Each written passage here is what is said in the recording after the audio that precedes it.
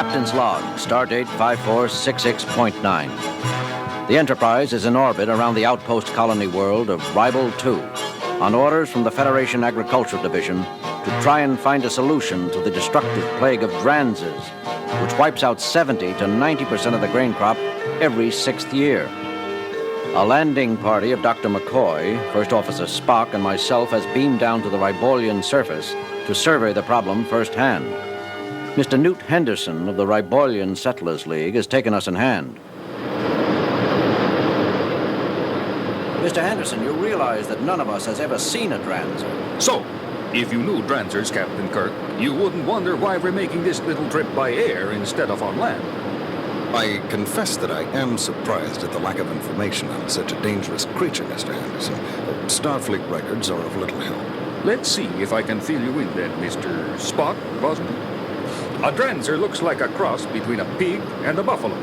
They have long black hair, flat quadruple horns, an ugly disposition, and are about half the size of an earthly elephant. So it's their size which makes them a threat to you. Yeah, and the fact that they breed like rabbits. When this world was first settled 12 years ago, they weren't considered a danger.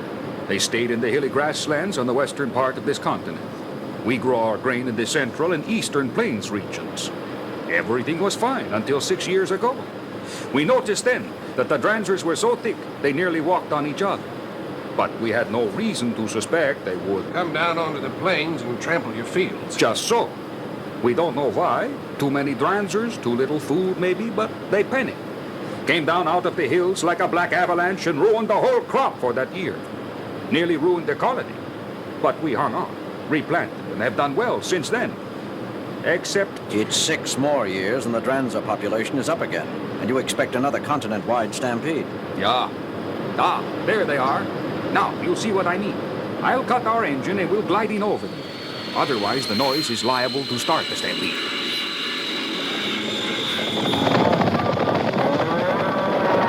Break my nerve. They're like locusts. There must be thousands of them. Millions, Captain. I'm going to have to pull us out of here, gentlemen. Our shadow is making them nervous. Never mind. I think we've seen enough to give us some idea of the size of your problem, Mr. Henderson. What do you suggest we do? We have been petitioning Starfleet for help for years. What about simply reducing the herds through selective pruning? No. We tried that 3 years ago when the herds first began to grow too big again. For one thing, it started a premature stampede which ruined several thousand square kilometers of maturing foothill cropland. As you might guess, the farmers in that area won't permit a repetition of that disaster. But there's another more important reason. Which is? There's a high grass which germinates in the hills. It would take over the plains, except that the Dranzer herds keep it cut back. If we were to kill off the Dranzers, our agriculture experts tell us that in a decade, the grass would take over every meter of arable land on the continent. We have to find some way of controlling the Dranzers without letting the grass get out of control. But if we leave the natural cycle alone, the racial stampede will occur within a half year, and we'll lose another entire year's crop. Mr. Spock, reactions.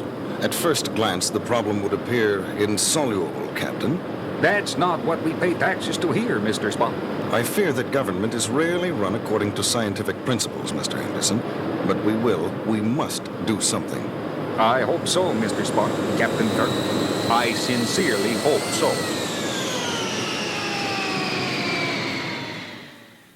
You said the full stampede was expected within 6 months. It could happen tomorrow, too. Or next week, according to the biostatisticians. The herds are already at critical size. That does not give us much time to theorize prospective solutions. That's not our fault.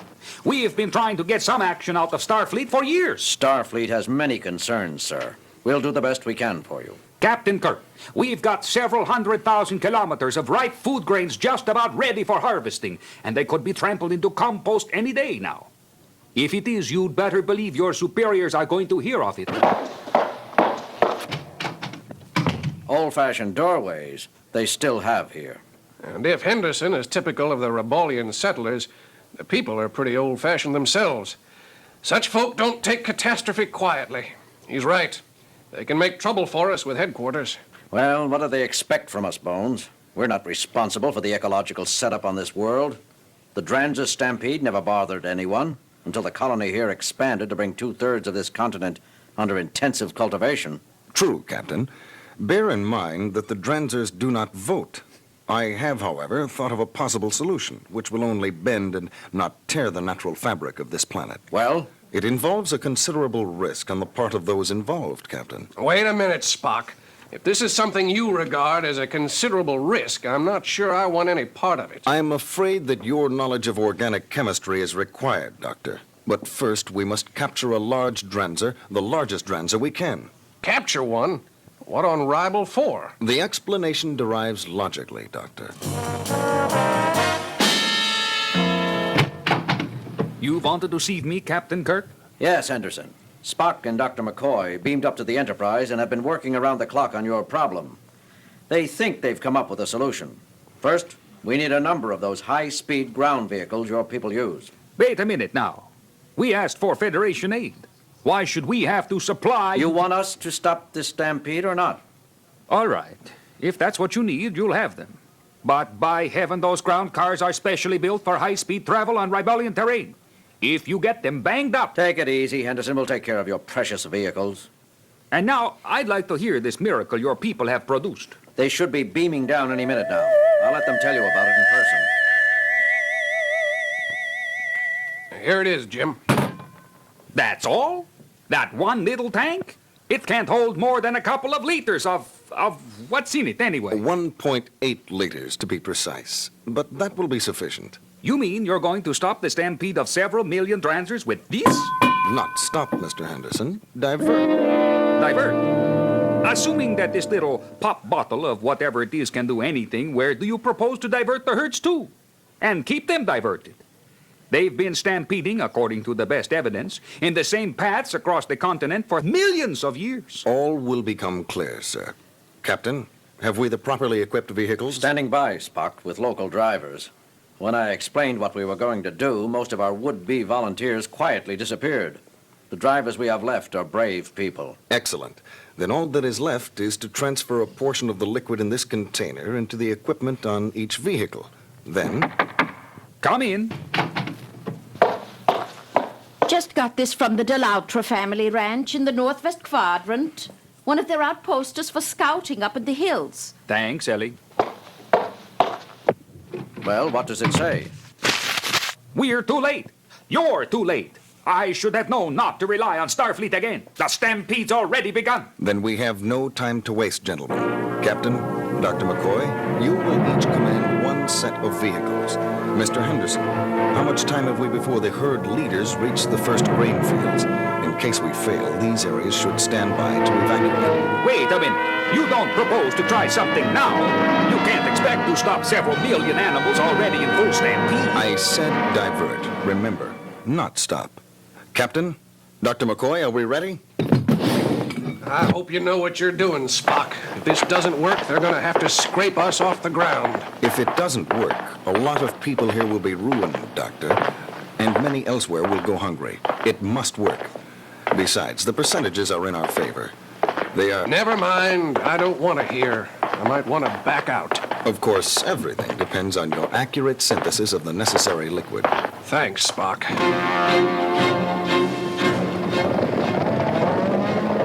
I hope your Mr. Spock knows what he's doing, Captain. He usually does, Henderson. He'd better this time. There's no way out for us, you know. We can't go right or left to escape the herds. If this doesn't work, we've had it. Look back there, out the rear window. See that dust cloud? Looks like a storm coming towards us. In a way, it is. There must be 100 million animals in full stampede along a 2,000-kilometer-long front, and they average about 2 tons apiece. Do you know what they'll do to this vehicle and us if they overtake us? There won't be enough left of us to bury. Captain.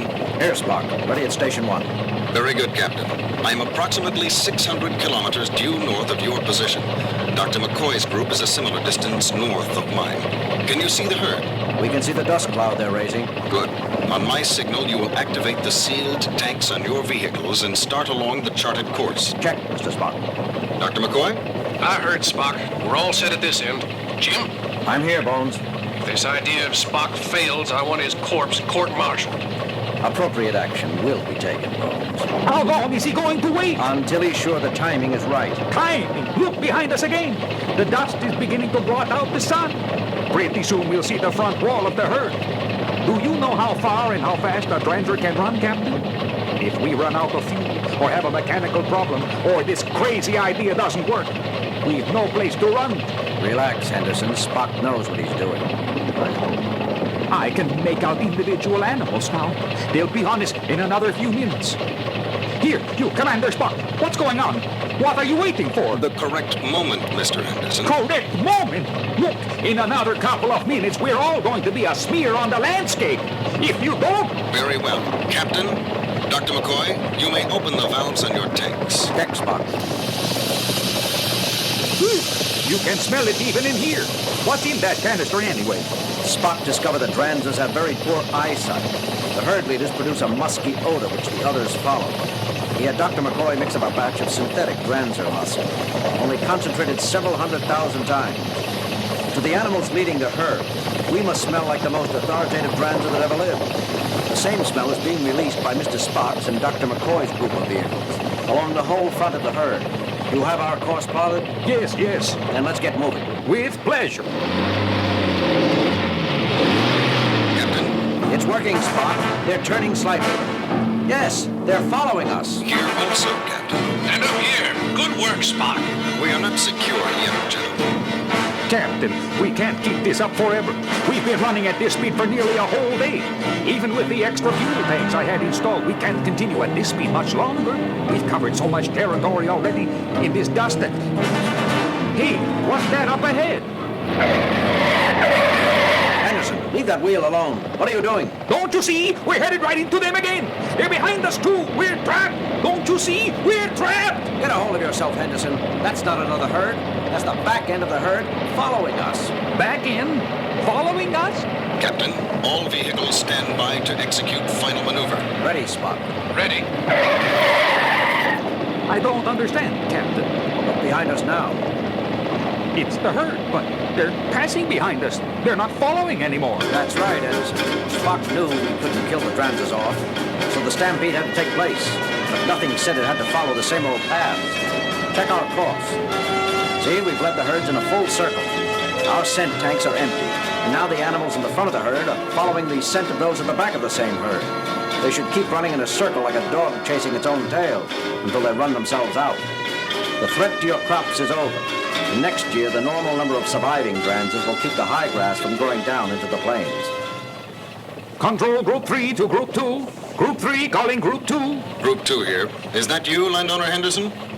Mr. Spock, please accept my personal apology, along with the thanks of every farmer on Ribble 2. You've solved our problem, now and for the future. You're welcome, Mr. Henderson. But there is a